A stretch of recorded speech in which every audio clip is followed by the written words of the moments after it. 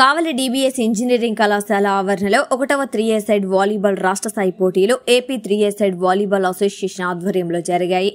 ఈ పోటీలకు 9 జిల్లాల నుంచి 150 మంది క్రీడాకారులు పాల్గొన్నారు.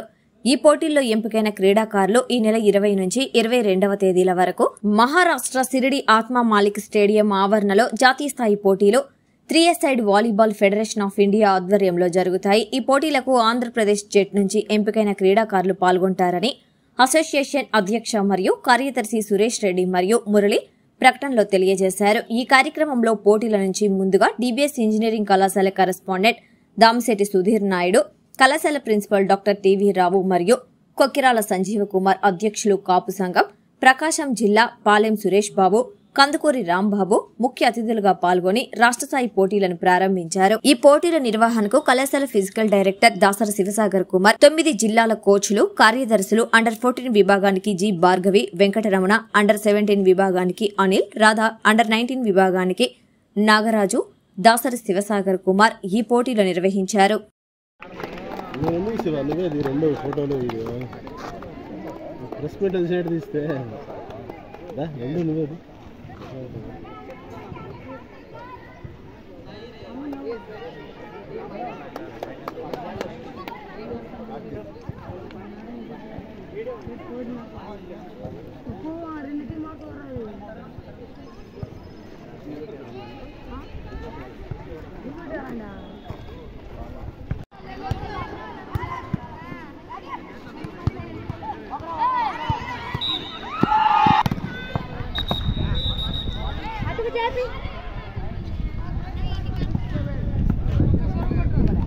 ఫుడ్ వచ్చిందా?